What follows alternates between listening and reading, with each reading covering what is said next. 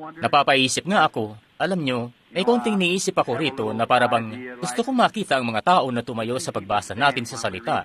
Di ba't gusto nyo yan? Tayo nga'y tumatayo sa tuwing nanunumpa tayo ng katapatan. Tayo nga'y tumatayo para sa ating bansa. Kaya bakit di tayo tumayo para sa salita sa mga sandaling ito? Habang nakatayo tayo pansumandali, may binabasa akong artikulo hindi pa katagalan. At inisip ko nga yung mga tao na yon na nagsitayo para kay Kristo. Kung di nyo pa nagagawa yun, bakit hindi nyo subukang gawin yun ngayon mismo? May isa pong kilalang ebanghelista, mga 75 taon na ang nakararaan. Hindi ko lang pumaisip ang pangalan niya. Sa pagkakaalala ko ay Arthur McCoy at kanyang naikot na ang buong bansa. At isang gabi, may napanaginipan siya na siya raw ay tumawid na doon sa kalwalhatian. At ang sabi raw ay dumating siya roon sa may malaking pintuan. At ang sabi niya ay ayaw raw siyang papasukin. At kaya ang sabi raw niya, ako si Arthur McCoy mula sa Estados Unidos. Isa akong ebanghelista. Kaya nagpaunlak na yung bantay sa may pintuan. Ngayon sa panaginip po ito. At pumasok na siya, sabi, hindi ko talaga makita ang pangalan mo. Sabi niya, bueno, isa akong ebanghelista. Sabi nung bantay, Ginoo, akin lang pong, sabi niya, bueno, baka naman, may mali lang marahil sa kung saan. Sabi nung bantay, wala po. Ito po sa harapan ko ang aklat, hindi ko talaga makita ang pangalan mo. At sabi niya, bueno, may magagawa ba akong remedyo sa bagay na ito? Sabi nung bantay, maaari mong iapila ang kaso mo sa puting luklukan ng paghatol. Diyos, kahabagan, ayaw kong malagay sa ganoong sitwasyon. Sabi niya, bueno, kung yun na lang marahil ang pag-asa ko, sa palagay ko iapila ko roon ang aking kaso kung ganoon. At sabi, para bang bigla na lang siyang napunta sa isang malayong lugar, at bigla na lang, at nung papunta na raw siya, sabi may kadiliman daw. At bigla na lang nagliwanag ng nagliwanag at ang sabi, para raw walang dakong hintuan ng pagkalat ng liwanag, na haya't nasa kalagitnaan daw siya nun mismo. At sabi, ang sabi raw nun, sino ka na dumudulog sa aking luklukan ng paghatol? Ang sabi niya, ako po si Arthur McCoy, isa po akong ebanghelista. Marami po akong naiyakay na kaluluwa patungo sa kaharian. Sabi nun, ang pangalan mo ba'y hindi natagpuan doon sa aklat? Hindi po. Sabi, kaya ka ba umaapila sa aking korte? Opo, ganoon na nga po. Kung ganoon, pabibigyan ka ng katarungan. Lilitisin kita sa pamamagitan ng aking mga batas. Arthur McCoy, ikaw ba'y nakapagsinungaling sa tanang buhay mo? Sabi niya, sa isip ko'y isa akong mabutit tuwid na tao hanggang sa tumayo ko roon sa liwanag na yon. Sabi niya, pero sa presensya ng liwanag na yun doon, isa pala akong makasalanan. Tayo nga'y magiging ganoon ang pakiramdam. Marahil sa ngayon ay panatag na panatag ka sa sarili mo. Pero hintayin niyo lang na makadako kayo roon. Dito pa lang ay ano na po ang nararamdaman niyo sa pahid niya. Napakaliit na nga ng pakiramdam niyo. Gaano pa kaya kapag doon na sa puting luklukan ng paghatol?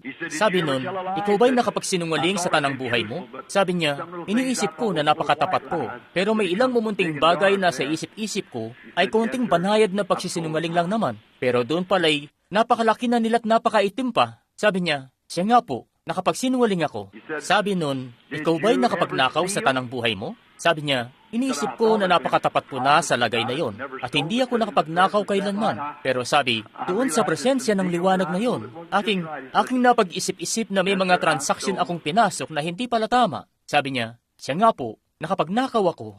Sabi nun, ang aking hatol, at siya nga'y naghihintay na lang doon na marinig yung magiging sentensya niya. Lumayas ka patungo doon sa walang katapusang apoy na yon na inihanda para sa Diablo at sa mga anghel niya. Ang sabi pa'y, para raw magkakalasan na yung bawat buto niya. Sabi, narinig ko ang pinakabanayad na tinig na narinig ko kailanman sa buong buhay ko. Sabi niya, nung lumingon ako para sumulyap, nakita ko ang pinakabanayad na mukhang nakita ko kailanman. Mas banayad pa sa mukha ng nanay ko. Mas banayad pa ang tinig kaysa sa nanay ko na tumatawag sa akin.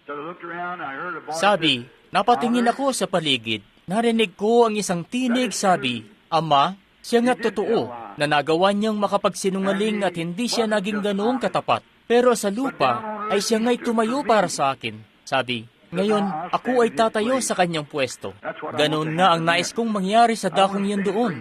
Gusto kong dito pa lamang ay makatayo na ako para sa kanya ngayon. Nang sa gayon, pagdating ng panahon na yon, siya ay tatayo sa aking pwesto. Magbasa po tayo sa Genesis 22, 15, 16, 17, at 18 mga talata. At tinawag ng anghel ng Panginoon si Abraham na ikalawa mula sa langit. At sinabi, sa aking sarili ay sumumpa ako, anang Panginoon, sapagkat ginawa mo ito at hindi mo itinanggi sa akin ang iyong anak, ang iyong bugtong na anak, na sa pagpapala ay pagpapalain kita, sa pagpaparami ay pararamihin ko ang iyong binhi, na gaya ng mga bituin sa langit, at gaya ng mga buhangin sa baybayin ng dagat, at kakamtin ng iyong binhi ang pintuang bayan ng kanyang kaaway.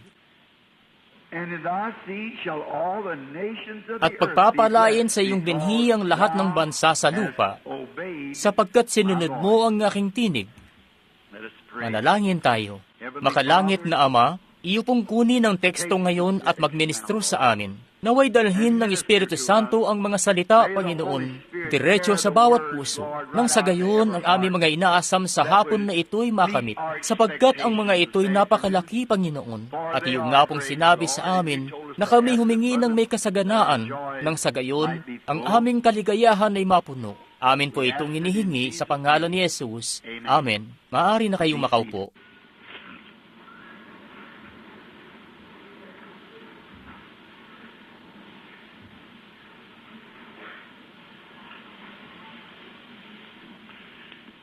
Kung pamamagatan ko ang tekstong ito sa ilang sandali, ang boses ko nga'y mahina, kaya iyan ang rason kung bakit kinakailangan kong tumayo malapit sa mikropono.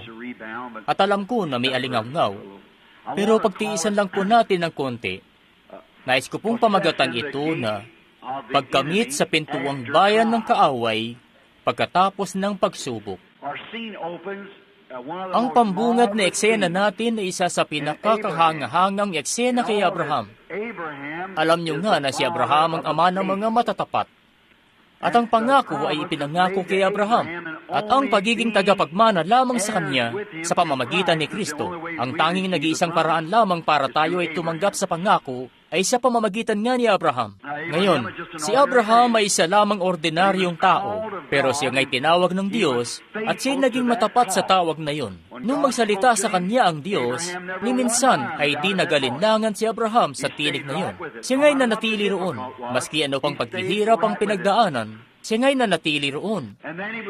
At mangyaring ngang siya'y pinangakuan ng isang anak na lalaki at naghintay siya ng 25 taon para matamo ang anak na lalaking yun. Itinuturing ang anumang bagay na kontra doon na walang anuman yun. At pagkatapos, hayat sa anak na lalaking ito, ang lahat ng pamilya sa lupa ay pagpapalain at ang patriarka ay naging tapat sa pagkatawag sa kanya at sa ipinangakong salita. Siya nga'y naging halimbawa kung ano na ba dapat tayo. Ngayon tayo, yamang mga patay na kay Kristo, tayo ay binhi ni Abraham. Ngayon, may dalawang binhi nga ni Abraham. Ang isa rito ay ang natural na binhi. Ang isa naman ay espiritual na binhi. Ang isa nga rito ay sa natural, sa pamamagitan ng laman. Ang isa naman ay yaong binhi ng kanyang pananampalataya, nang sa gayon, tayo ay maging binhi ni Abraham sa pamamagitan ng ipinangakong salita. At ngayon, pagkatapos na siya'y subukin sa haba ng nasa 25 taon din, at sa halip na siya'y manghina, siya'y mas lumakas pa. Kita nyo? Kung di yun maganap ng unang taon, sa susunod na taon yun ay magiging isang higit na himala. Dahil 2 taon po ang lumipas. At dumagdag ng dumagdag ang mga taon na yon sa kanya, habang siya'y patanda ng patanda, at ang katawan pa niya'y namamatay na. Ang mga sinapupunan nga ni Sarah, sinapupunan, uhayan nga't naging ito'y lipas na. At mangyaring ang kanyang lakas ay pumaram na. At mangyaring, napaka-imposible nun talaga.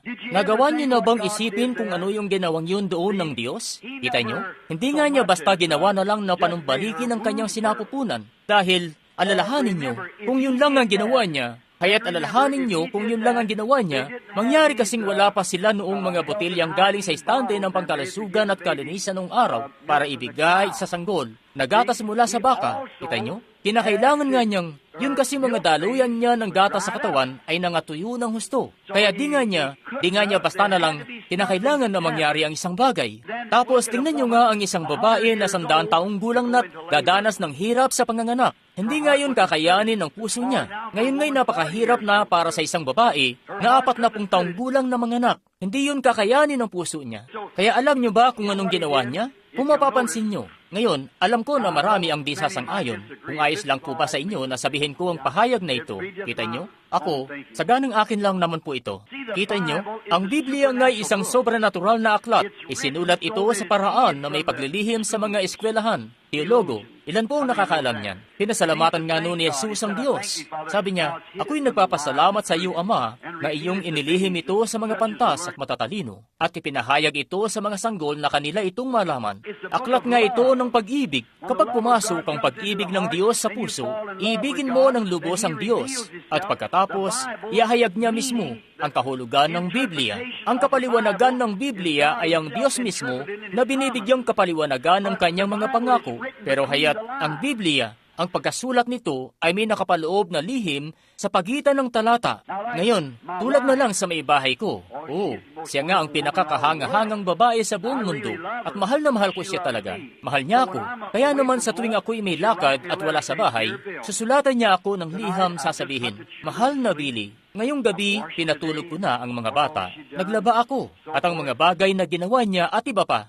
Ngayon, yun yung nakasad niya sa liham. Pero kita nyo, mahal na mahal ko nga siya. Nanupat talagang isa kami na magagawa kong basahin ang ibig niyang sabihin sa pagitan ng mga talata. Alam na alam ko ang gusto niyang sabihin, kita nyo. Sabihin man niya yun sa akin ng diretsahan o hindi, kita nyo. Alam ko ang ibig niyang sabihin dahil bunsod nga ito ng pag-ibig ko sa kanya at pagkaunawa ko. Bueno, sa ganung paraan nga na isulat ang Biblia. Kita nyo, ang mga scholar ay mapapalampas nila yon. Di nila yun maunawaan. Kita nyo, kinakailangan nyo kasing maramdaman na mahal nyo ang salita. Siya, para mapagkilala siya. Kita nyo? Ngayon dito, pagmasdan niyo po ang ginawa niya rito. Ngayon si Abraham at Sarah ay kapwa matanda na. Lipas na, sabi ng Biblia. Ngayon, hindi lang sinabi doon na anupat sila'y matagal lang na nagsasama. Ang sabi ng Biblia, sila'y lipas na sa panahon. Ngayon pansinin, pagkatapos na magpakita ang anghel na ito, na lagi nating ipinapangusap, ito ngang si Elohim, Diyos. At ang sabi niya, sinabi kay Abraham, ako'y dadalaw sa iyo sa ganitong panahon ng taon na darating. Ngayon pagmasdan niyo nga itong lahat hanggang sa pababa nito, at ang lahat ng ito'y tipo ng iglesia hanggang sa pababang bahagi pa nito. Ngayon masdan, eto nga ang nangyari. Ngayon, di lang niya basta niremedyohan si Sarah at niremedyohan si Abraham. Kanyang ibinalik sila na maging kabataang lalaki at babae. Ngayon mukhang ang kakaiba ito. Pero tingnan niyo nga kung ano pang sinasabi ng salita at paglakip-lakitin nito. Ang salita po ay kinasihan at kinakailangan mong makasihan ng salita.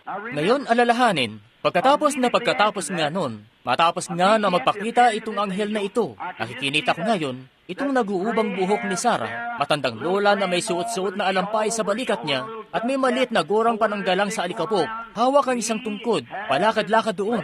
Ako, magtatamo pa ng kaligayahan sa piling ng aking Panginoon, samantalang siya'y matanda na rin. Kita nyo? At eto nga si Abraham, mahaba ang balbas, may hawak-hawak na tungkod, ayan nga siya, pinaglipasan na ng panahon. At nakikinita ko nga, ng sumunod na umaga, ang mga balikat niya ay nagsisimula ng tumuwid. Yung umbok niya sa likod ay naglaho na. Ang buhok niya ay nangingitim uli. Sila'y nanumbalik sa pagiging kabataang lalaki at babae. Ipinapakita nga niyan kung ano ang gagawin niya sa maharlikang binhi ni Abraham. Kita niyo? Kapag tayo'y babaguhin na sa isang iglap, sa isang kisap mata, at aagawing magkakasama. Masdan niyo nga ang nangyari. Ngayon, hayaan niyong patunayan ko ito sa inyo. Ngayon, sila nga'y naglakbay mula sa dakong yun na kinaroroonan nila, sa dako ng Gomora, at naglakbay hanggang sa makarating ng Gerar, doon sa lupain yun ng mga Pelisteo. Napansin niyo ba? Markahan niyo po sa mapa kung gaanong kalayo yun. Talagang mahabang lakbayin para sa matandang mag-asawa na ganoon na ang edad. At eto nga, maliban pa doon, sa lupain ng mga Pelisteo, may isa roong kabataang hari na nagngangalang Abimelech, at siya naghahanap doon ng mapapangasawa. At sa dako naman niyang yun, ay may nagagandahan siya roong mga Pelisteong kadalagahan. Pero nung makita niya po si Lola, napasabi siya, ang babaeng ito'y magandang pagmasdan, at ang hari nga'y napaibig sa kanya at gusto siyang pakasalan. Siya nga, kita nyo? Siya napakaganda. Kita nyo? Nanumbalik siya sa pagiging kabataang babae.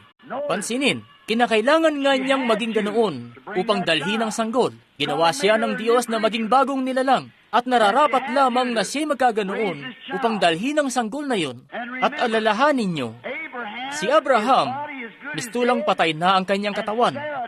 At si Sarah nga'y namatay nung si Abraham o si Isaac ay 45 taong gulang sa palagay ko nung mamatay si Sarah.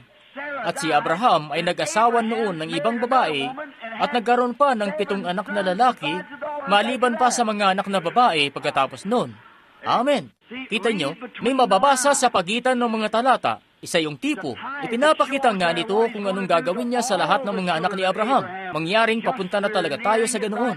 Kaya naman itong mga hukot nating mga balikat at lahat ng kung ano-ano'y wala itong anuman, mga kaibigan. At maging itong naguuban natin mga buhok at kung anuman, wala po itong anuman. Di na natin ito lilimunin pa. Tayo nga'y tumuon na ng pausad sa bagay na papunta tayo. At alalahanin niyo, itong tanda na nakikita natin, ito ang pinakahuling tanda na nakita ni Abraham at ng Sarah niya bago dumating ang ipinangakong anak na lalaki na may silang. Nananampalataya tayong narito na tayo sa oras na yan mismo. Ito nga pong patriarka, matapos na may silang ang batang lalaking ito, nakikinita niyo ba si Isaac, mga nasa 12 taong gulang, kalugod-lugod na munting batang lalaki na paalon-alon ng buhok, kulay tsokolate ang mumunti niyang mga mata. Nakikinita ko ang grabing kalugurang dama ng kanyang nanay, maganda't batang-batang babae at ganon din, maging ang kanyang tatay. At isang araw, sabi ng Diyos, ngayon, bilang pagtitipo po lamang, kung sa atin ay hindi na ganito, kapag dumating ang oras na ito, ginawa kitang ama ng mga bansa sa pamamagitan ng batang lalaking ito. Pero gusto kong kunin mo ang batang lalaking ito at dalhin siya sa ibabaw ng bundok na aking ipakikita sa iyo. At gusto kong patayin mo siya sa dakong yon, bilang hain. Nakikinitan niyo ba yon? Ngayon, hindi pa nga kayo natatawag sa ganitong pagsubok katulad nun. Hindi na nga niya ginagawa ang ganito. Isa po lamang itong pagtitipo, mga anino. Si Abraham ba'y natakot? Hindi po. Ito pa nga ang sinabi ni Abraham, ako'y lubos na nananalig na may kakayahan siyang ibangon ng bata mula sa mga patay, sapagkat ako man din ay mula sa mga patay nung natanggap ko siya. At kung ang kautosang iyan ng Diyos ay ipinag-uutos sa akin na gawin, at ako nga'y nanatiling tapat doon noon, at nagpanagumpay na ako'y nabigyan ng anak na lalaki, ang Diyos nga'y tiyak na may kakayahang ibangon ng batang ito mula sa mga patay, na ako man din ay mula sa mga patay nung natanggap ko siya bilang isang halimbawa. Oh, grabe, kaibigan. Kung nagawa ng Diyos na bigyan kayo ng mga Pentecostal ng Espiritu Santo, makapagsalita ng iba't ibang wika, gaano pa kayang mas dapat sampalatayanan niyo ang kanyang kapangyarihang makapagpagaling at ang kanyang kabutihan at awa? Kung naipangyari nga niya yun, taliwas man sa lahat ng mga teologo ng bansa, ang sabi nila ay hindi raw yun may pangyayari, pero ipinangyari nga ng Diyos ang bagay na yun, dahil yun mismo ang ipinangako niya. Kung ganoon, ay tumayo ka na hawak-hawak ang iyong bahil, ang iyong salita, ang iyong tabak, sampalatayanan ng salita ng Diyos. Sinabi yun ng Diyos, at yun na yun. Pansinin, ngayon, siya nga'y inabot siya ng 3 araw na paglalakbay mula roon, kasama ang mga mola. Ngayon, kaya ko pong maglakad nung nasa pagroronda pa ako. 30 milya ang nilalakad ko kada araw sa ilang, at de gasolina ang aming mga paa, kung matatawag na ganun. Pero sila nga noon doon, ang tanging transportasyon lang nila noon ay sumakay ng asno o maglakad. At siya nga'y humayo sa 3 araw na paglalakbay mula sa kinaroroonan niya, at nung itinaw niya ang kanyang mga mata sa lawak ng ilang, at natanaw niya sa kalayuan ng bundok, kinuha niya si Isaac at itinali ang kanyang mga kamay, na gaya ng nalalaman natin dito sa Genesis 22, na tumitipo kay Kristo. Dinala siya paakyat ng bundok, nakatali, gaya ni Jesus, nung dalhin paakyat sa bundok ng Kalbaryo. Tipo ng Diyos na ibinibigay ang kanyang anak. Ayan nga. Pero nung nakaakyat na siya roon, at siya nga'y tumalima, si Isaac ay para bang nagtataka na. Sabi niya, Ama, heto ang kahoy, heto ang dambana, heto ang apoy, pero nasaan po ang hain? At si Abraham, yamang natatalos yun sa isip niya, pero sa kabila nun, ay nakatayo roon ang salita ng Diyos. Sabi niya, Anak ko, ang Diyos ay may kakayahan sa ganang kanya na maghanda ng haing handog. Tinawag niya ang lugar na yun na Jehovah Jireh. At nung talianan niya ang kanyang anak mismo, siya nga'y tumalima sa kamatayan. Pinahiga na ang bata roon sa ibabaw ng dambana. Inilabas ang sundang mula sa kaluban nito at nakaumang na siyang kunin ang buhay ng sarili niyang anak. At nung akma na niyang gagawin, may kung anong bagay na nagpahinto sa kanyang kamay at sabi, Abraham, ihinto mo ang iyong kamay. At nung mga sandaling yon, may tupang lalaki na umuunga sa likuran niya na ang mga sungay nito'y nasabit doon sa ilang.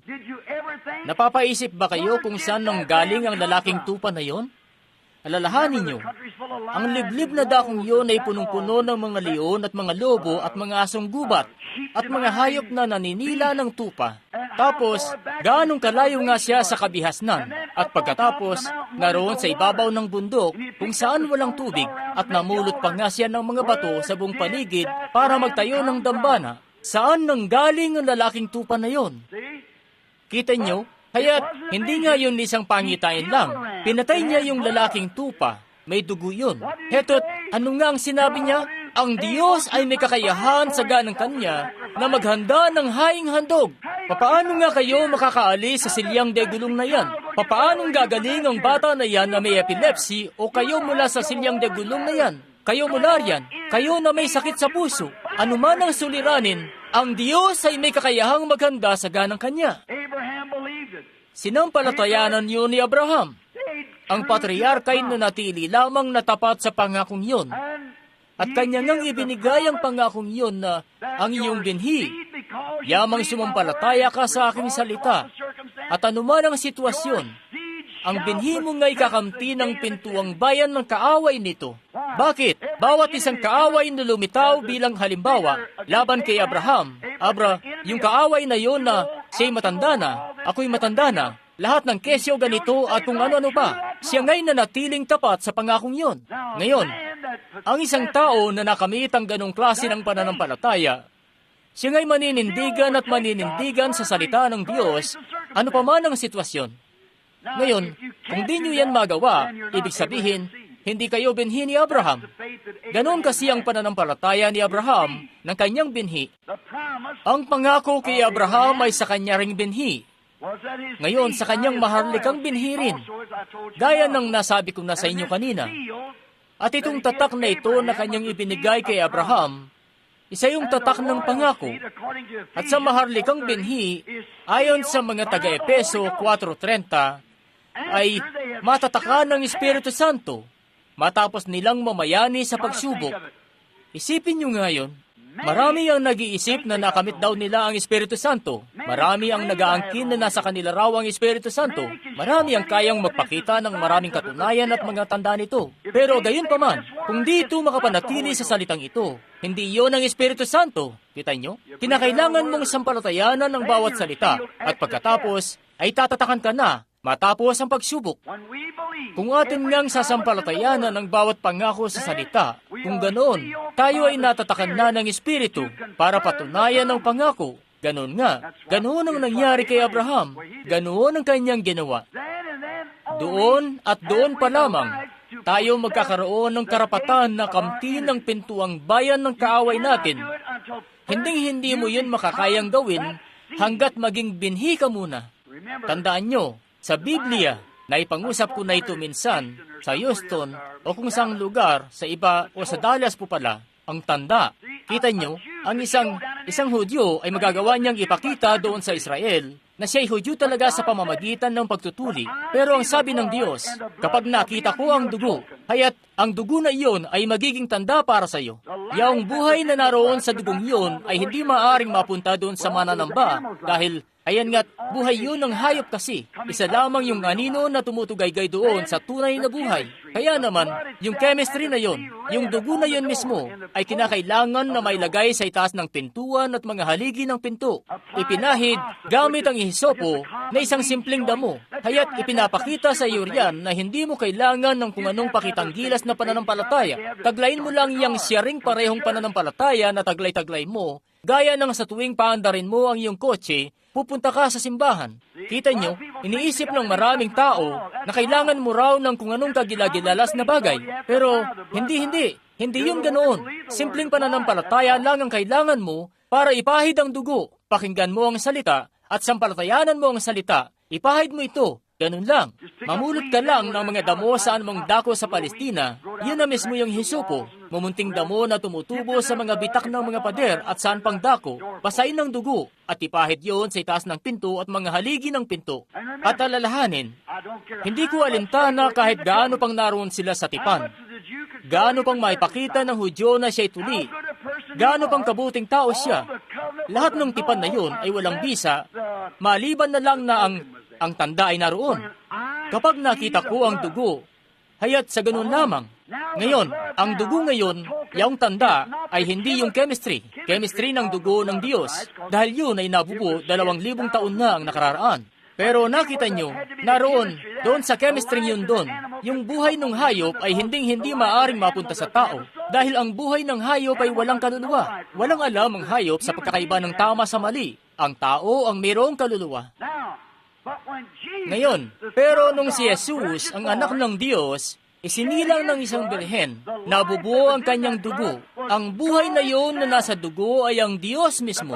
Sabi ng Biblia, tayo ay naligtas sa pamamagitan ng buhay ng dugo ng Diyos. Hindi dugo ng Hudyo, hindi dugo ng Hentil, bagkus buhay ng Diyos.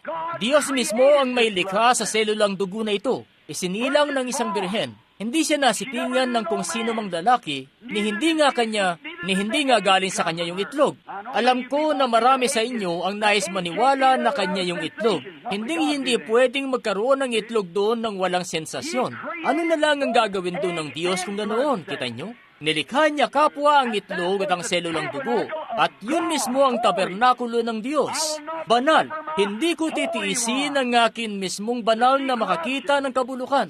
Nakita niyo na ba kung saan ang galing ang itlog? Ni hindi ko iiwan ang kanyang kaluluwa sa impyerno. Ang katawan niya'y banal. Grabe. Kung di nyo mapaniwalaan yan, papaanong natatawag niyo ang inyong sarili na Kristiyano? Tayo ay naligtas sa pamamagitan ng dugo ng Diyos. Doon nga nakalagak ang pananampalataya ko. Hindi yung lalakad ako doon sa dugo ng isang propeta. Hindi yung lalakad ako doon sa dugo ng isang ordinaryong tao o ng isang guro o ng isang teologo. Lumalakad tayo doon sa dugo ng Diyos. Yun mismo ang pagkakasabi ng Diyos. Siya'y naging tao. Binago niya ang kanyang hibla. Kanyang iniunat ang kanyang tolda rito sa piling natin at naging isa sa atin. Siya ang kamag-anak natin na manunubos. Kinakailangan niyang maging malapit na kamag-anak sa atin dahil yun ang batas. Ang Diyos ay naging tao at nanahan sa kalagitnaan natin. Pansinin kung papaanong sa pagpapangyari noon na siya ay nanggaling sa Kanya na Diyos, yung Espiritu. Hayan nga't ang Espiritu na yun ay nailagay sa mananampalataya. Ibig sabihin, ang buhay na yun na naroon sa ating hain, tayo nga'y nagkaroon ng pagkakakilanlan sa siyaring buhay na yun. Kaya, papaanong nakikita na nila ang buhay ng Diyos na kumikilos sa kalagitnaan ng mga tao, pero nagagawa pa rin nilang tawagin itong maruming bagay? Gayong iyon ang ating pagkakilanlan sa hain. Ang sumasampalataya sa akin, ang mga gawa na aking kinagawa ay gagawin din naman niya. Ang kanyang buhay mismo ay bumabalik doon mula sa hain habang ipinapatong natin ang ating mga kamay roon at ating napagkikilala na tayo patay na sa ating sariling mga pag-iisip. Kung ganoon naman pala'y, bakit hinahayaan natin ang mga denominasyon na ipagtulakan tayo patungo doon sa mga kredo at mga bagay-bagay at pagkatapos sasabihin nating sinasampalatayanan natin ito, tayo patay na dapat sa mga bagay na yon. Sabi ni Pablo, hindi ako magagambala ng mga bagay na ito dahil siya'y nakatali na sa isang pinakasaligan, si Kristo. At bawat tunay na katagumpayan ay nakatali sa isang pinakasaligan at ang pinakasaligan ko ay ang salita. At sino pa mang iba na tunay na pinanganak na sa Espiritu, ang pinakasaligan nga nila ay ang salita ng Diyos. Nakatali na ako roon. Akin nang ipinapatong ang aking mga kamay roon. At kinuha na nito ang aking lugar. At akin nang napagkikilala ang aking sarili sa Kanya. Batid natin na Kanya ngang ipinangako na Kanyang ipakikilala ang Kanyang sarili sa atin. Magbubunsod ito ng tunay na pananampalataya. Hindi pananampalataya na ganang sarili lang. Bagkus pananampalataya niya. Bagay na hindi ikaw ang nagpapagana. Siya ang nagpapagana. Ngayon pansinin, doon at doon lamang, kapag ang pangako ay ipangyari na sa iyo.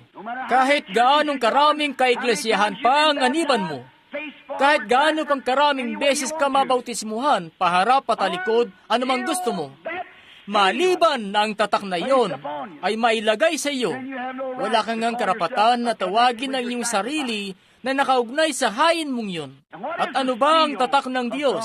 Mga taga-Epeso 4:30, sabi, huwag ninyong pighatiin ang Espiritu Santo ng Diyos na kayo'y tinatakan na hanggang sa araw ng iyong pagkatubos. Hindi lang hanggang sa matapos ang isang revival, tapos lipat na naman sa iba. Bagkus walang hanggan na kayong tinatakan hanggang sa araw na kayo'y tubusin pabalik. At alalahanin, kung wala kayo noon sa mga kaisipan ng Diyos, hindi ka maaaring mapasa Diyos kahit kailan. Ilan dito ang nakakaalam na siya'y manunubos nga? Bueno, kung ganoon, anumang bagay na tinutubos ay ipinanunumbalik nga sa kung saan ito nahulog.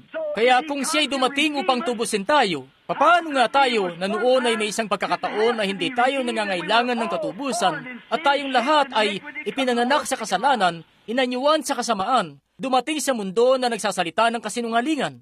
Ipinapakita nga niyan na ang tunay na Kristiyano ay katangian na noon pa man ng pag-iisip ng Diyos bago pa man magkaroon ng mundo o ng bituin o ng hangin o ng ano pa man. Ito'y walang hanggan. At siya'y naparito upang tubusin tayong mulit maibalik. Ito'y kaisipan nga ng Diyos na binigkas, na naging salita, hinayag at ipinanumbalik sa kanyang kaisipan. Kamag-anak na manunubos. Yan ang dahilan kung bakit ang Diyos mismo ay kinailangang maging isa sa atin upang magtubos. Wala kasing iba ang makakagawa nun. Hindi yun magagawa ng anghel. Walang iba. Kinakailangang siya mismo ang bumaba, tuksuhin gaya natin upang tubusin tayo. Pansinin niyo. Ngayon, itong natural na binhi ni Abraham, siyasatin nga natin ang ilan sa mga natural na binhing ito at tingnan natin kung tinupad talaga ng Diyos ang kanyang salita sa natural na binhi na si Isaac. Siyasatin natin ang ilan sa natural na binhi na nananampalataya sa buong pangako ng Diyos at hindi ito kinwestiyon. Ngayon, tandaan nyo, nasa 10 makalibot, ilang makailang libo ang natuli at lahat na. At sa kabila nun, ay hindi binhi ni Abraham. Totoo yan. Siya na Hudyo lamang sa labas ay hindi Hudyo. Datapot siya na Hudyo sa loob. Sila, napakarami nila na nabigo. Ganun na lamang kapait ang pagkabigo. Masdan nyo, doon sa ilang, sabi nila, kami, nung araw ng Pasko o nung nagsisinom sila sa bukal, San Juan 6, lahat sila ay nagsipagbunyi roon. Sabi ni Jesus, ako ang bato na iyon sa ilang. Ako ang tinapay na nanggaling mula sa Diyos buhat sa langit. Kung kakanin ng tao, ay di siya mamamatay. Sabi nila, ang mga magulang namin ay nagsikain ng mana sa ilang ng 40 taon. Sabi niya, at sila nga, bawat isa sa kanila ay namatay. Namatay! Kunin niyo ang salitang yan at tugay-gayin niyo. Kung ano ang ibig sabihin niyan, mapasa walang hanggan na hiwalay. Pero sa kabila nun, sila'y binhi ni Abraham. Ang ibig sabihin ng kamatayan ay pagkawalay, pagkalipol, lubusang pagkawasak, pagkalipol. Ang sabi nga ni Jesus, sila'y patay, bawat isa sa kanila, gayong sila'y mga Hudyong natuli naman. Kita nyo, mga kaawa-awang tao, basta Methodist daw sila, Baptist, Presbyterian, nakapangumpisal ng konti, at kung ano pang bagay, pinapaniwalaan din yan ng Diablo kung paanong pinaniniwalaan natin yan. Pero kinakailangan nyo ang mapagkilanlan dito. Diyos mismo ang magpapatotoo rito sa pamamagitan ng pagtatatak ng Espiritu Santo. Walang pag-aalinlangan sa salita. Kung sasabihin mo, bueno, ngayon, para sa noong ibang panahon yan, may kung anong bagay nga na mali. Ano kaya kung may lalaking darating na nagtatatakbo at sasabihin mo sa kanya ng liwanag ay sumisinag at tatakbo siya pababa doon sa pinakailalim ng bahay, sasabihin, basta ako, tinatanggi ko yan. Basta ako, itinatanggi ko yan. Walang ganyang bagay na sinasabi mong liwanag. Di ako naniniwala sa ganyan. May kung anong bagay nga na mali sa lalaking yon. Siya'y may kakulungan sa pag-iisip. Kung tinatanggihan niya ang mainit na sinag at nagbibigay buhay na daluyan nito, may kung anong bagay na mali sa lalaking yon sa pag-iisip. At kapag ang isang tao ay nasaksihan na niya mismo ang salita ng Diyos, ipinakita na ng hayag sa mismong harapan niya, at nakilala na yon, at tapos isasara naman at tahatakin pababa ang mga kurtina niya ng pagkadenominasyon, may kung anong bagay na mali sa taong yon, sa espiritual. May kung anong bagay na mali sa kanya. May kung anong bagay na mali sa kanya sa espiritual, na hindi niya iyon matanggap-tanggap, bulag, at hindi yun nalalaman. Magtutungo doon sa paghatol, at ang Diyos ang magiging tagahatol. Pansinin nung gawin nila ito. At ito pong mga binhi ngayon na tunay namang sumampalataya rito. Masdan nyo kung anong nangyari. Tingnan natin ang ilan sa kanila ngayon. Binhi ni Abraham. Kunin nating halimbawa itong mga binatilyong Hebreo. Dahil sila'y nanindigang totoo at di nagpadala sa pagsamba sa Diyos-Diyosan. Hindi sila pumayag na yumuko sa imahen na ginawa ng hari nung bansa na yon. Gayong inanyuan yon sa imahen ng isang taong banal. Ayan nga, imahen ni Daniel. Ipinapakita nga riyan na ang salinlahin ng mga hentil ay dinala noon sa maling panig ng pagsamba sa imahen ng isang taong banal. Ganito rin ang nangyayari ngayon. Nang mga tao'y pinupwersa na sumamba sa mga imahe ng tao.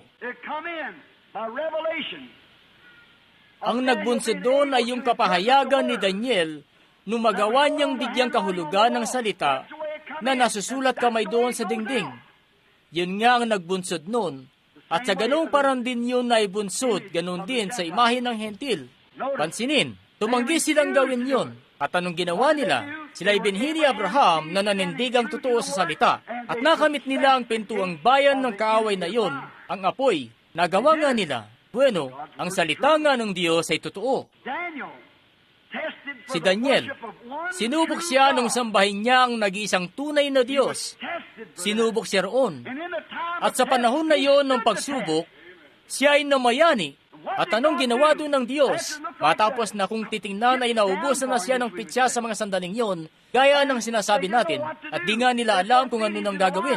Ipapakain na nila siya roon sa leon. Pero si Daniel ngay na natiling tapat sa pagsubok man na may nag-iisang tunay na Diyos talaga. At kanyang nakamit ang pintuang bayan ng kanyang kaaway. Itinikom ng Diyos ang bibig ng leon. Si Moises ay nanindigang matapat sa pinangakong salita sa harap ng huwad ng mga manggagaya roon, sina Jambres at Janes, sa pagsubok na yon.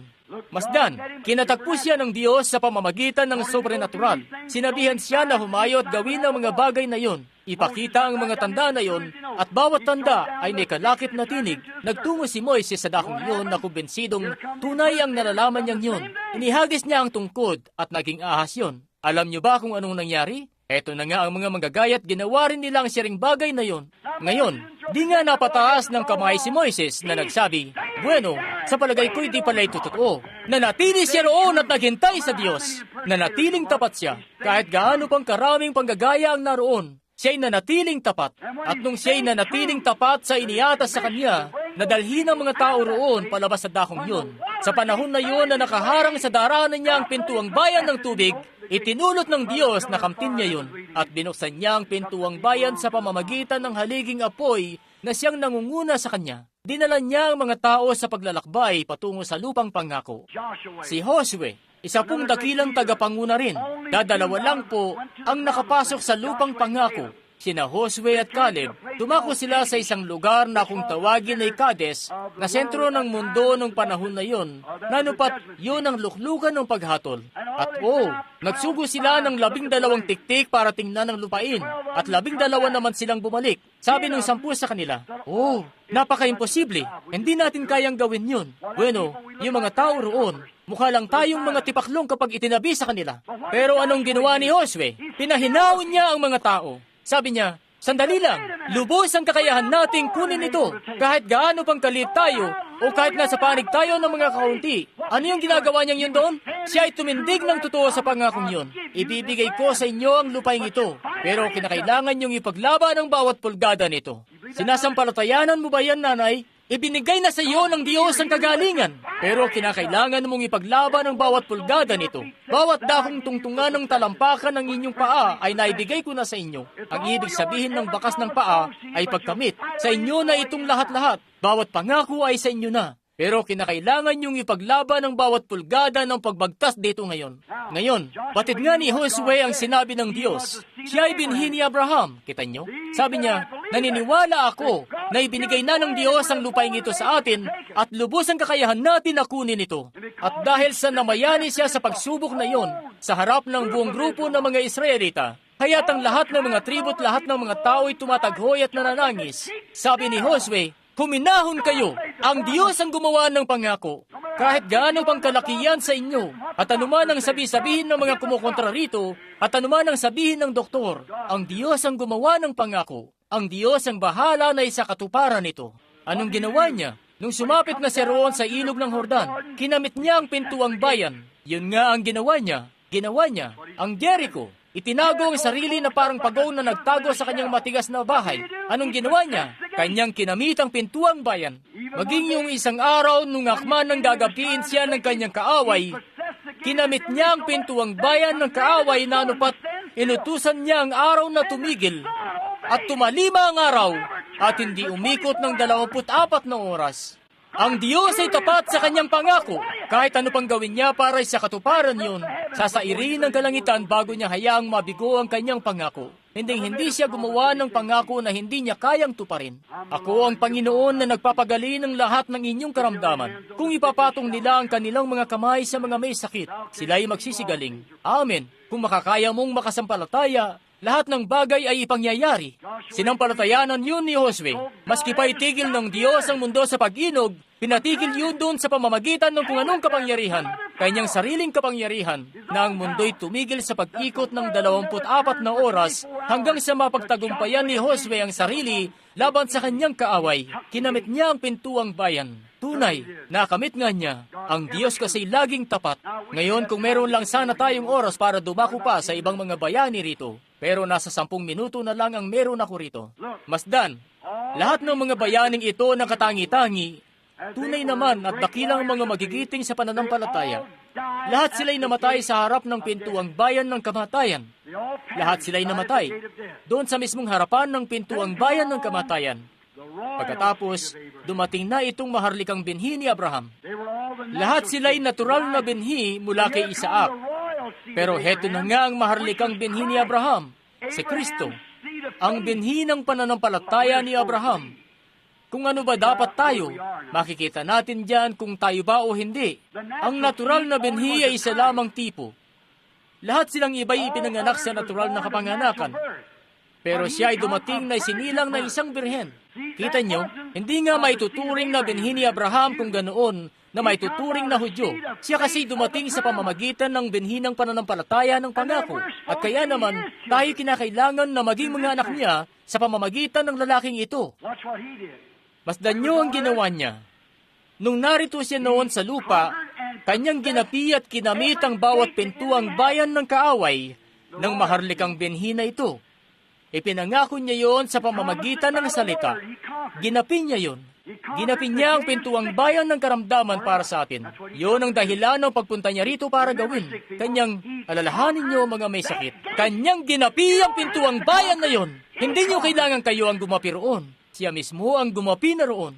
Yung ibang kalalakihan ay kinailangan nilang gapiin ang kani-kanilang pintuang bayan. Pero kayo din nyo na kailangang gapiin pa. Gapi na kasi ito. Kanyang ginapi na mismo ang pintuang bayan ng karamdaman. At ano na nga ang ginawa niya nung magapi na niya ang mga pintuang bayan ng karamdaman? Sinabi nga niya na, anuman ang hilingin niyo sa lupa at anumang talian niyo sa lupa, kanyang tatalian yun sa langit. Ibibigay sa atin ang mga susi ng pintuang bayan. Ginapi niya ang pintuang bayan ng tukso sa pamamagitan ng salita. At ang susi ay, magsisalangsang kayo sa kaaway at tatakas siya sa inyo. Kanya ngang pinagtagumpayan ang lahat ng ito. Ginapi ang bawat karamdaman. Kanyang ginapi ang kamatayan at kanyang ginapi ang impyerno. Kanyang ginapi ang kamatayan at impyerno. Ginapi niya ang mga bagay na hindi nagapi noon ng iba dahil sila'y mga natural na binhi. Heto na mismo ang espiritual na binhi. Ginapi niya ang pintuang bayan ng libingan at bumangon ng ikatlong araw para sa ating pag-aaring ganap. At ngayon, higit nga tayo sa mga mapagtagumpay. Ang gagawin lang natin lumakad mismo doon na ito'y mana sa atin, higit sa mga mapagtagumpay. Ngayon, tayo'y nakikipagtuo sa isang talunan na kaaway. Ang karamdaman ay talunan na. Ang kamatayan ay talunan na. Ang impyerno ay talunan na. Lahat ay talunan na. Oh, grabe. Kung dobling beses lang sana ang laki ko, ngayon marahil mas dobling beses ang ramdam kong kaigihan. Tayo nga'y nakikipagtuos na sa isang talunan ng kaaway. Hindi na nga nakapagtataka na nagawang sabihin yon ni Pablo nung ipinupwesto na nila yung troso na pagtatagaan nila ng ulo niya. Sabi niya, "O kamatayan, saan naroon ang iyong tibo? Pakitaan mo ako ng bagay riyan na magbubunsod sa aking mangilabot ng lubos at tumiyaw. Libingan, saan naroon ang iyong pananagumpay? At sa tingin mo ba'y panalo ka na sa pamumulok mo sa akin diyan? Ituturo kita sa libingan na walang laman sa ibayong yun, at ako'y nasa kanya. Kanya akong ibabangon sa huling araw." Isang talunan na kaaway, ang maharlikang binhi ni Abraham. Ngayon, hindi nga magagawa ng natural na binhi na tumuro roon, pero hayat magagawa nga ng maharlikang binhi ang makapanagumpay. Napanagumpay na dahil siya'y nanguna na sa atin at ginapi ang bawat pintuang bayan para sa atin. Siya ngayon, lumipas man ang 2,000 taon. Siya'y nakatayo sa kalagitnaan natin, ang dakilang mananagumpay. Hindi lang karamdaman ng kanyang ginapi. Ginapi niya ang karamdaman. Ginapi niya ang tukso. Ginapi niya ang bawat kaaway. Ginapi niya ang kamatayan. Ginapi niya ang impyerno. Ginapi niya ang libingan at nagbangong muli. At makalipas man ang 2,000 taon, heto pa rin siyang nakatayo sa kalagitnaan natin sa hapon na ito. Ipinakikilala ang kanyang sarili na dakilang mananagumpay. Amen. Siya pa rin ay narito't nananatiling buhay. Pinagtitibay ang kanyang pangako. Maharlikang dinhi ni Abraham. Oh, grabe. At ang kaaway nga'y kanyang gagapiin ang mga pintuang bayan ng kanyang kaaway. Sa kanila na binhi, siya'y nakatayo ritong buhay para patutuhanan ng kanyang sarili kanino. Sa mga itinalaga na binhi ng sa gayon, makita nila ito. Pinagtagumpayan niya yon. Na pagkatapos ng panunubok sa kanya, sa ipinangako doon sa salita, sila'y natatakan ng Espiritu Santo tungo sa katawan ni Kristo na sa kanila'y pinatutuhanan ang na totoo nga ang mga Hebreo 13:8. Sila'y natatakan na roon sa Espiritu Santo, nung Espiritu Santo na paunang nakita na noon doon ni Abraham, na sa pananampalataya ay kanya itong sinampalatayanan. At ngayon natanggap na natin ito mismo sa pagtingin doon sa pangako na kanyang sinambit noon. At ang Juan 14:12 ay pinatutuhanan na ngayon sa huling mga araw na ito, sa pamamagitan ng mananagumpay na nagbangong muli mismo.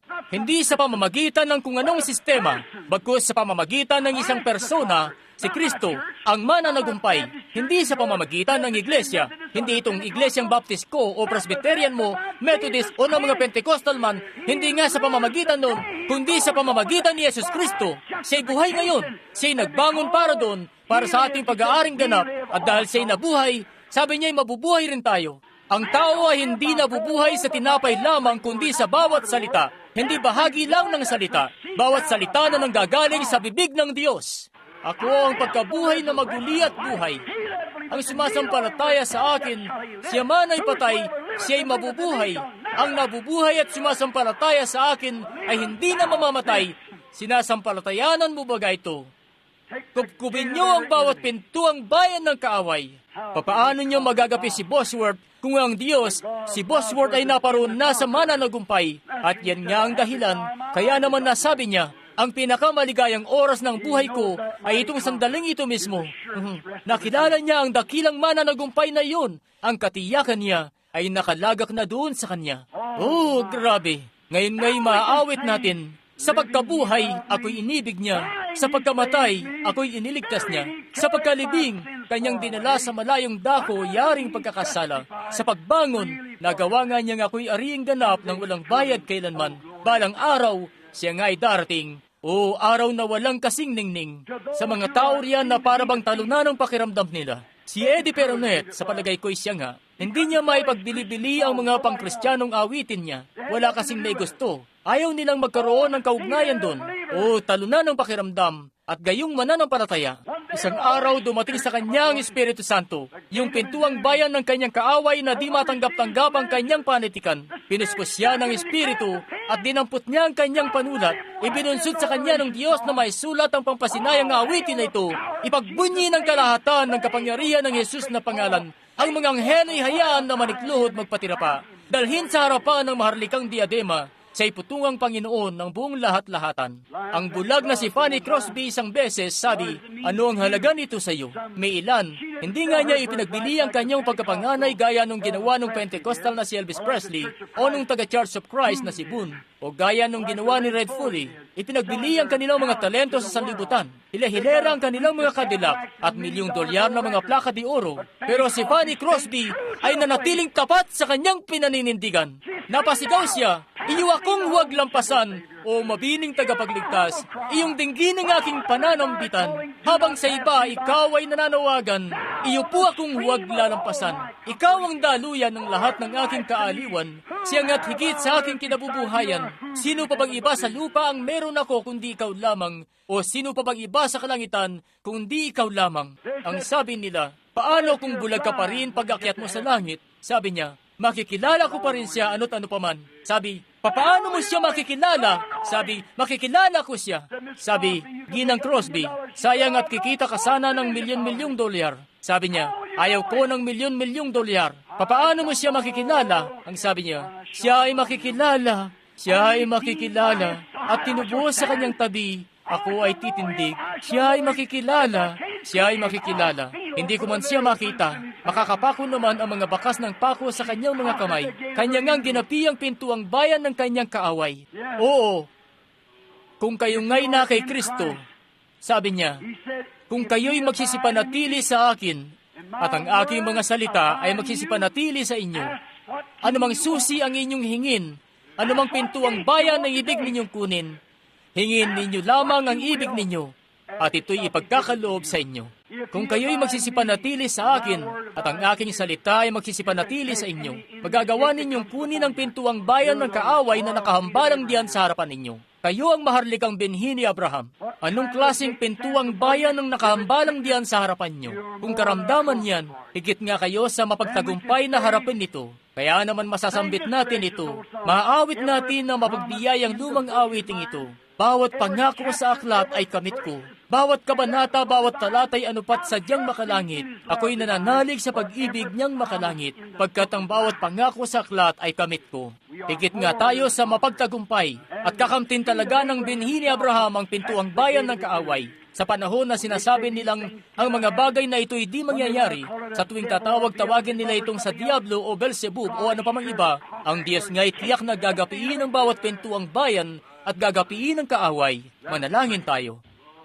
Panginoon, naway ang binhi ni Abraham. Alam ko pong makikita nila ito, Panginoon. Papaanong mangyayari na ang salita'y babagsak ng di man lang napupunta sa tunay na punlaan? Dalangin ko na maunawaan na nila ito ngayon. Nawa ang bawat tao na dumudulog sa pila para sa pananalangin ay mapagaling. Panginoon, kung meron pong ilang narito na hindi pa sila nakakapagpahayag ng kanilang pagpapahayag, na hindi pa nakatatayo sa harap ng marami at nakatatayo para kay Kristo, na handa ng talikuran ng lahat ng mga kredo at malamig na formal na mga patay na bagay na umagaw sa kanila mula sa iyo, at nawa nga'y makatayo na sila ngayon at masabi, akin nang tinatanggap siya bilang aking tagapagligtas. Kung kaya naman, ikaw ay tatayo para sa kanila sa araw na yon.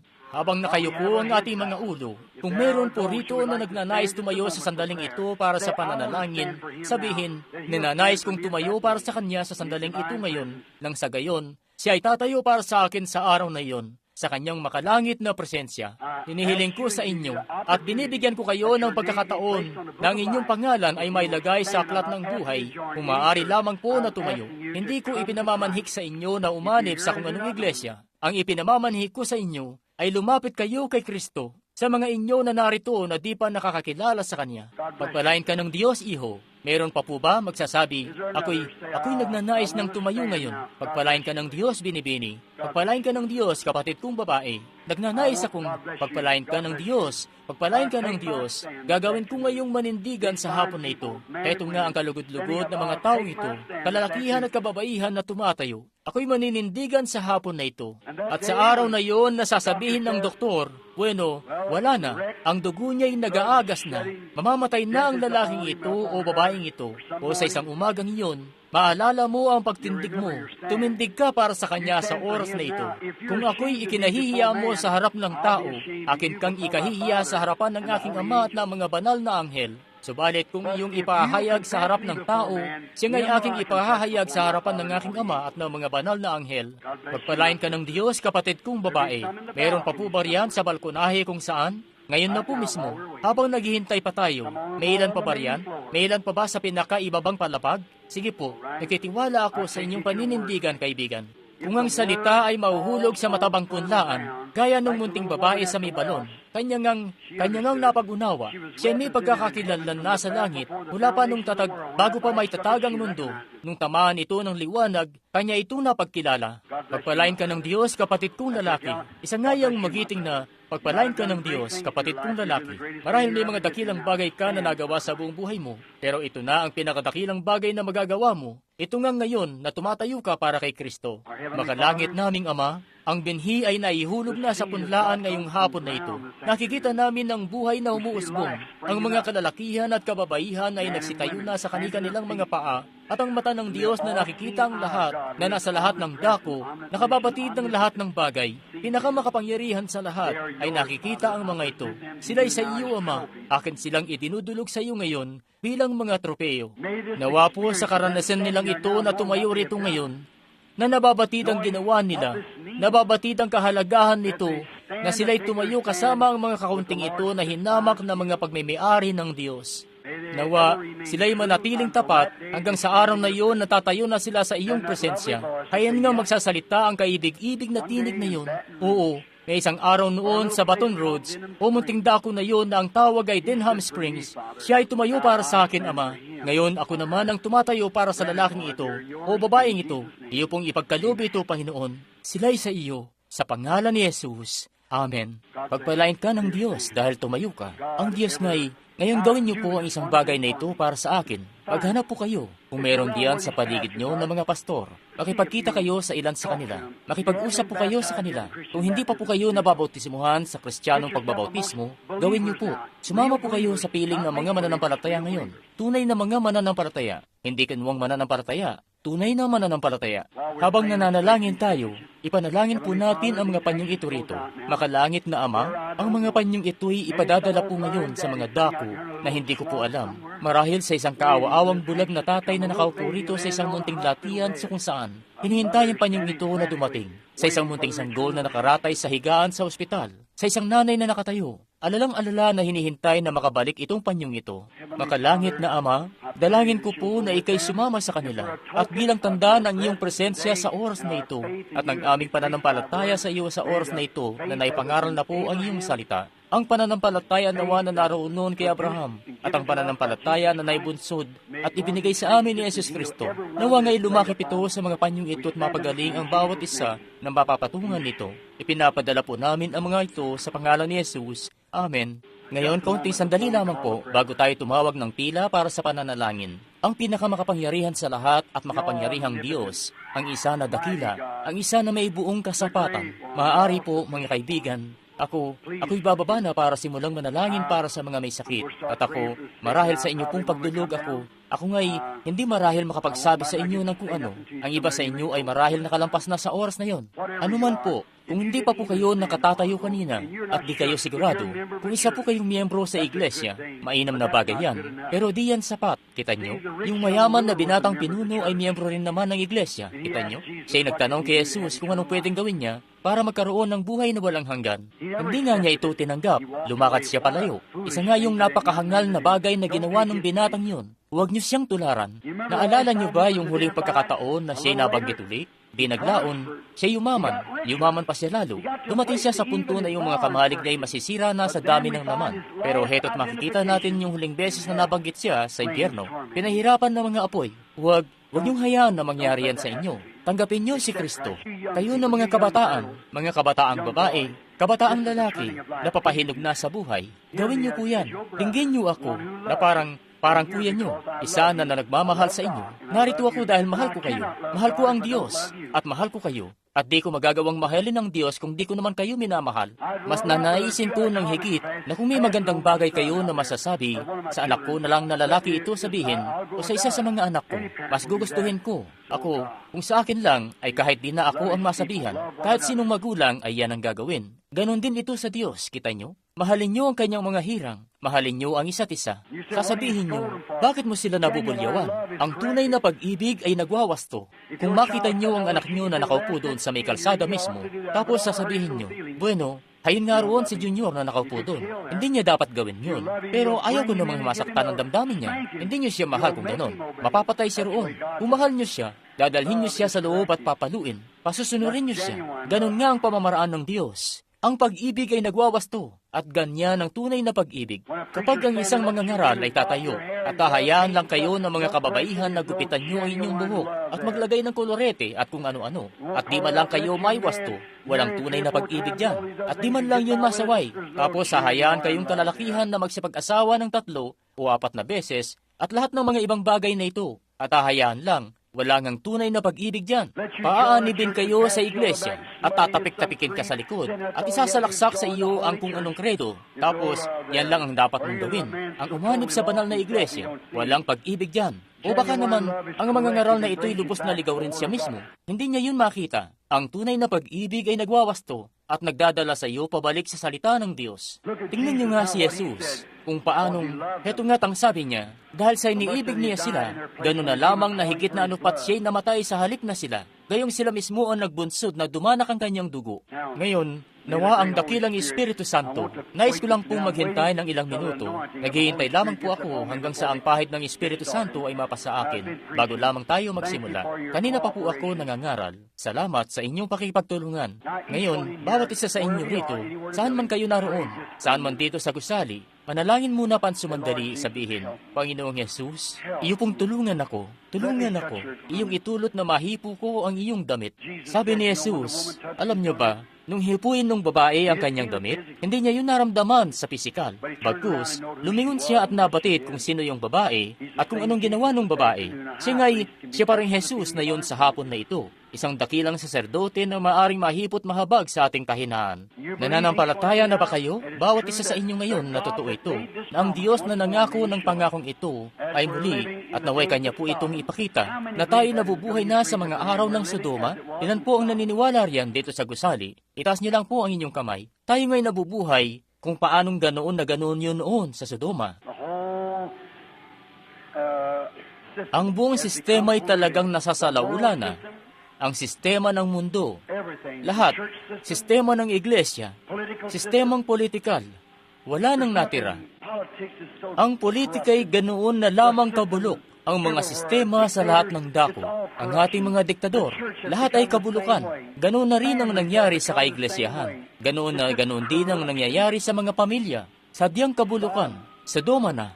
Ayan nga't, alalahanin nyo, dati nang sinabi yan ng Diyos sa inyo. Kaya't alalahanin nyo na kanyang sinabi na kanyang ipakikilala ang kanyang sarili sa katawang tao at gagawin kung ano ang ginawa niya noon sa Sodoma bago dumating ang ipinangakong anak sa eksena. He promised to send one that would forerun that promised son, as he did at the first place.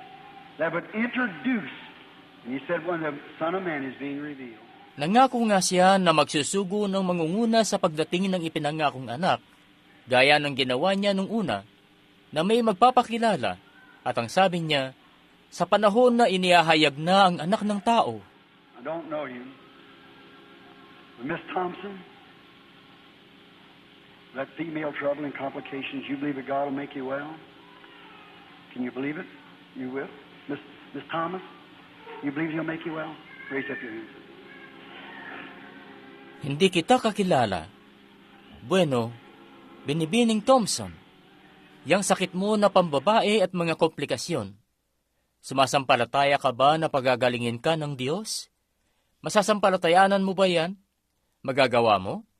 Binibining Tomas, ikaw ba'y sumasampalataya na magagawa kanyang pagalingin? Itaas mo ang iyong mga kamay kung ganon. There's a lady sitting right behind you. May ginang na nakaupo riyan sa likuran mo. Nananalangin siya. May arthritis siya. Yung isa naman na nakaupo sa tabi niya, may sakit sa tiyan. Nananalangin din. Mapapalampas niyo ito kung di kayo magmamatsyag. Hindi kayo taga rito. Taga Mississippi kayo. Kayo sina Ginoong at Ginang Stringer. Kung kayo sumasampalataya ng buong puso niyo, pagagalingin kayo ni Jesus Kristo. Kung inyo lamang masasampalatayanan ito. Sumasampalataya po ba kayo? Kung ganoon, matatanggap niyo ito. Sige, itaas niyo inyong mga kamay para makita kayo ng mga tao na kayo yan. I don't know them people. I've never seen them in my life. You've got to believe for him. He's identifying himself. You believe that? With all your heart? Hindi ko kakilala ang mga taong ito. Di ko pa sila nakikita kahit kailan sa buong buhay ko. Kinakailangan niyong makasampalataya, kaibigan. Kanya nang ipinakikilala ang kanyang sarili. Sinasampalatayanan niyo po ba yan ng buong puso niyo? Bakit mo itinungo-tungo ang iyong ulo, Ginoo, at tumingin sa akin ng ganyan? Siya nga, Ginoo, dahil sumampalataya ka talaga. Nakikipag-usap ako sa iyo pansumandali. Medyo may katandaan ka na lalaki na nakaupo riyan. Nakatingin sa akin. Tumingin siya sa akin ng may lubos na sinseridad. Kanya itong sinampalatayanan. You're praying for somebody who had a stroke, but your main thing you're praying, you're seeking the baptism of the Holy Ghost. That's right.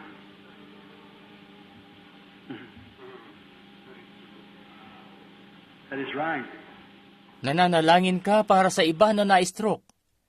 Pero ang pinakadahilan kung kaya naman nananalangin ka ay kailangan mo. Ninanais mong makamta ng bautismo sa Espiritu Santo. Tama. Tama. Kung sasampalatayanan mo ito, dito naman sa Binibini, Gusto mong matanggap sa trabaho. You're seeking Maliban doon, nang sa gayon malaman mo na ako'y propeta ng Diyos o lingkod, ikaw nga'y dumaan sa 2 operasyon. You've had Nangihina ka tuloy dahil dito. Lahat na ng iba't ibang klaseng kalagayan, espiritual na kaligaligan, gusto kong sabihin sa iyo na tapos na itong lahat. Ang pananampalataya mo'y pinagaling ka na. Nakaupo sa tabi mo riyan, nananalangin siya. Tumingin ka rito, dininig ka niya, at iyo siyang nahipo. Hindi kita kakilala, pero nakikilala ka nga niya. Sasabihin ko sa iyo kung anong ipinapanalangin mo. Iyo bang sinasampalatayanan yan ng buong puso mo? May sakit ka sa akdo.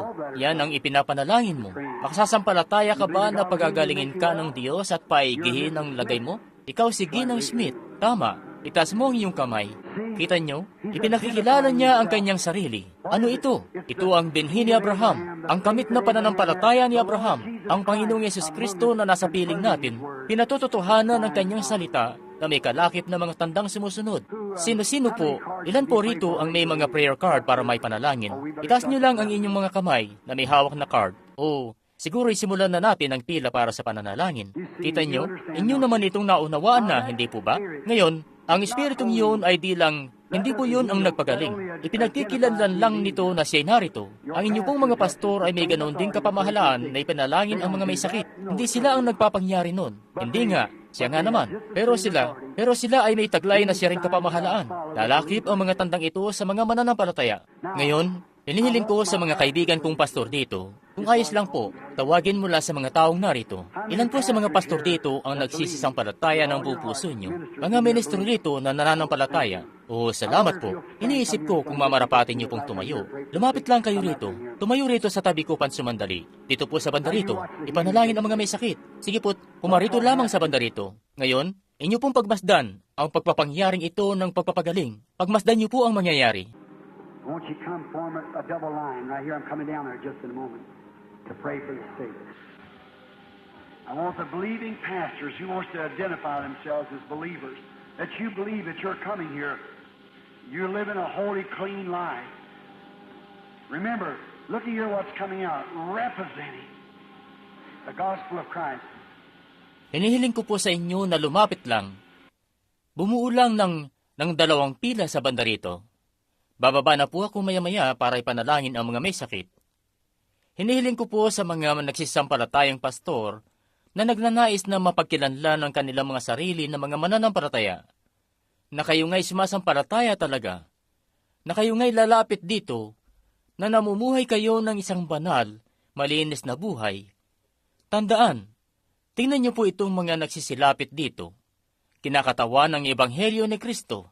Kapatid na Blair, nakikilala kita riyan. Ikaw o si kapatid na Pat, maaari lang po bang gumawa tayo ng 2 pila rito gaya ng lagi niyong ginagawa, kung maaari po? Ikaw at si kapatid na Pat, mga nagsisisampalatayang pastor na makasasampalataya. Ngayon masdan, kung may kakayahan ng Diyos na ipakilala ang kanyang sarili sa pamamagitan ng kanyang salita, sa kanyang salita, ilan po rito ang nakakaalam na doon sa Biblia? Sinabi ito ni Jesus. Ang mga tanda na ito ay lalakip sa kanila na mga magsisisampalataya. Kung papatungan nila ng mga kamay ang mga may sakit, sila'y magsisigaling.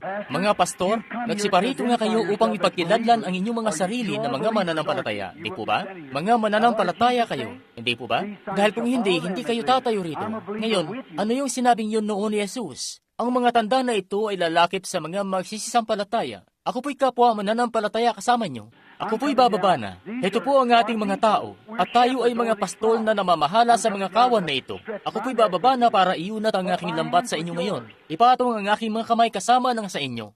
At sa pagdaan ng mga tao rito, kung mayroon po kayong kahit konting pag-aalinlangan sa inyong isip, iwaksin niyo na po iyan agad ngayon. Nang sa gayon, sa pagdaan ng mga tao rito, hayat sa paglapit ng bawat isa at papatungan natin sila ng mga kamay, sila nga ay magsisigaling. Inyo po bang sasampalatayanan niya ng buong puso nyo ngayon? Bawat isa?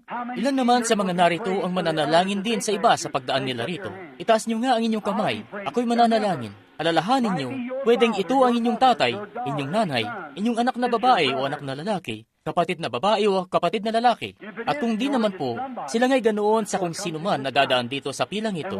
At ano po kaya kung sila nga ito at sila'y mamamatay na sa kanser o sa kung anong katakot-takot na sakit? Hindi po ba't nagnanais nga kayo na ang mga kalalakihan dito ay marapat na gano'n na lamang kataos puso? Tunay, gano'n nga ang gagawin natin. Ngayon, sa palagay ko, papaano ba natin Ngayon sa mga narito sa hanay na ito rito, sa pasilyong ito, tumayo po kayo sa gilid na yon doon. Hawak ang prayer card. Tumayo lang kayo sa gilid na yon. Lahat po ng nasa kanang bahagi. Ngayon, doon naman sa manatili lamang kayo riyan sa mga nasa kaliwang bahagi.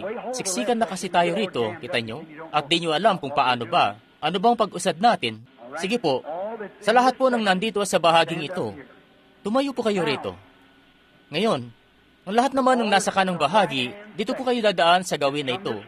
Dahil uusad nga kayo rito, iikot dito. At paano sila lalabas, kapatid na boarders? Dito na lang sa pintuan sa kanan, iikot na lang doon at papasok uli ng gusali. Kaya kapag tatawagin na ang hanay na ito sa kaunting sandali pa, at sila nga'y magsisitayo, at tingnan natin ngayon kung sige, lahat ng nasa bahaging ito, bumaling po kayo rito sa gilid na ito rito.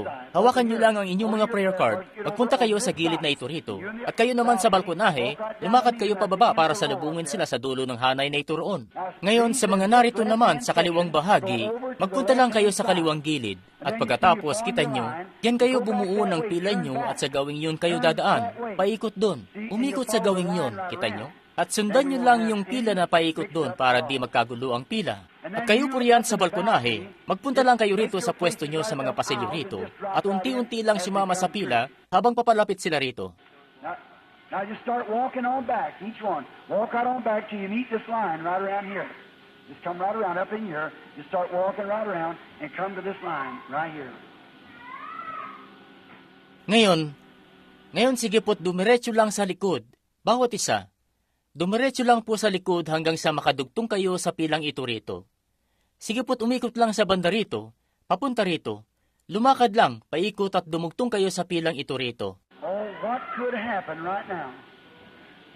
What could happen? This is going to be a time where something must take place. Oh, nakakasabik ang mangyayari ngayon sa mga oras na ito. Nakakasabik ang mangyayari. May pangyayari talaga sa mismong oras na ito rito. Sige po, ngayon tama po, dumiretso lang sa likod sa gawin roon at dumugtong lang diyan sa linya. Gaya niyan, dito kayo dumaan sa pasilyong ito. Dito po ang daan. At ngayon sa pagkakatayo nyo, lahat ay tumayo na. Tayo po'y dudulog muna ng pananalangin. At ang kongregasyon na ito ay mananalangin kasama ko na kayo'y magsigaling. Sigit manampalataya po lamang. At huwag, sige po't umikot lang dito. Dumiretso sa pinakalikod sa likod. Paikot lang sa banda rito at dumugtong kayo sa linyang ito sa likod dito. Umikot lang. Bumuo ng isang mahabang pila. Umikot kayo sa gawing ito roon. At pagdugtungin nyo lang sa isang pila yan. Siya nga, ang bawat isa ay tumaimtim sa pananalangin. Lumaga kayo sa pananampalataya ngayon. Huwag nyo pansinin ang madla ngayon. Alalahanin, tayo'y nababalot ngayon sa presensya ni Jesus Kristo. Naasahan tayo na tanggapin ang bagay na ipinangyari niya sa gitna natin sa pamamagitan ng pagkakaroon ng pananampalataya sa kanyang salita. That's fine. Now, it's just be fine. I think that line is getting in just wonderful. Now, while they're all standing, I want every person now in the building to bow your head. Napakainam. Ngayon, napakainam nga niyan. Sa palagay ko, maayos na ang daloy ng pila. Ngayon, habang lahat sila'y nakatayo, inihiling ko po sa bawat isa ngayon, sa loob ng gusaling ito na iyuko nyo ang inyong ulo. Panginoong Yesus, napipinto na itong may pangyari. Ang pagpapasya ay kinakailangan ng mabuo ngayon. Kung kami ba'y nananampalataya na narito ka nga, kami ba'y umiibig talaga sa iyo? Ang pananampalataya ba namin, Panginoon, ay sapat sa bagay na amin pong hihilingin? Ipinagkikilala ng mga taong ito rito ang kanilang mga sarili sa pagtayo rito sa pilang ito. Panginoon, nawa po'y hindi ito mauwi sa walang kabuluhan. Mangyari nawa, Panginoon, na sa pagdaan po nila rito, ang bawat isa'y dadaan na mistulabang dumadaan sila sa ilalim ni Kristo dahil nababatid namin na siya'y narito talaga at amin pong idinadalangin na kanilang tanggapin ang kagalingan nila. Nakakasigurado po ako na sa mga sanglinggo at sanglinggo na darating, ang mga tao na ito ay magsisilapit sa kanilang mga pastor, mga kababaihan na nagkaroon ng sakit na pambabae, sakit sa tiyan, mga kalalakihan na nagkaroon ng sakit sa prostate, lahat ng kung ano-anong sakit na napagaling na, magsasabi, alam niyo po, nilisan na ako ng sakit na yun, sapagkat sila'y napasa presensya mo. Naway dumaan na sila rito ngayon at humugot dito sa bagay na ito sa ikinamatay mo. Sila'y binhi ni Abraham at ikaw nga'y nagpanagumpay para sa kanila. Nawa lumapit sila at matanggap ang bagay na iyong ipinagaloob sa kanila. At Satanas, ikaw nga'y lantad na sa buong sanglinggong ito Nanupat alam mong talunan ka ng nilalang. Ginapi ka na ni Jesus Kristo sa Kalbaryo. Siya nagbangon sa ikatlong araw para sa aming pag-aaring ganap. At siya nakatayo na mismo rito sa kalagitnaan namin. At ang aming pananampalataya ay nakatuon na sa Kanya. At nakapihit na palayo sa iyo o sa ano pa mang bagay na ginawa mo. Lisanin mo ang mga taong ito sa pangalan ni Jesus Kristo. Nagawa na natin ang iniaatas sa ating gawin ng Panginoon. Ilan sa inyo na dumaan sa pila ang nananampalataya na kayo nga'y gagaling na? Itaas niyo inyong kamay. Itinataas ko rin ang kamay ko kasama niyo.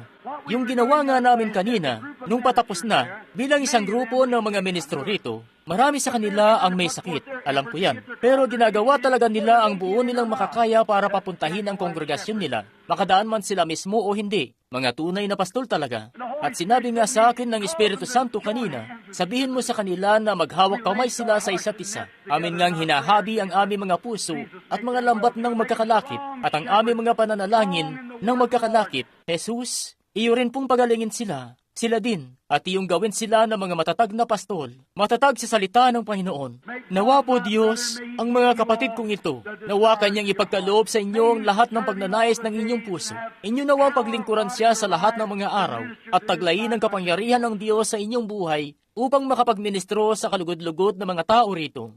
Nawa si Jesus Kristo na sumaamin ngayon, at nasa amin sa lahat ng pagkakataon, naway Kanyang ihayag ang Kanyang sarili na mas hayag na hayag pa, kaysa sa pagkakahayag sa Kanya noon. Sa inyo po na mga narito, ang ilan sa inyo ay mga pilay. Maaring din nyo pa mapapansin ito pansamantala. Maaring wala pa kayong makikitang pag-igi. Tingnan nyo lang po ang ginawa ni Abraham. Di niya yun inalintana. Hindi kasi yan ang tinitingnan niya. Huwag niyong tingnan ang mga sintomas nyo. Tingnan nyo ang bagay na sinabi niya. Kung sasabihin mo, nararamdaman ko pa rin yung kirot. Wala nga yung kinalaman dito. Nagawa nyo na ang sinabi sa inyo ng Diyos na gawin. Kita nyo? Kaya huwag nyong tingnan ang bagay na yan. Tingnan nyo ang mismong bagay na sinabi niya. Sinabi na ito mismo ng Diyos. Sinasampalatayanan ko ito. Kayo rin po ba? Nang buong puso ko. Akin nga itong sinasampalatayanan. Pagpalain kayo ng Diyos hanggang sa makita ko kayo uli. Ang pananalangin ko ay laging para sa inyo, na di nadidilim ng husto ang gabi, di nalalakas ng husto ang ulan. Lagi akong mananalangin para sa inyo. Inyo lang akong ipanalangin din, hanggang sa makita-kita tayo sa muli. Pagpalain kayo ng Diyos. Ngayon sa kapatid na lalaking nagpapastor dito, sige po,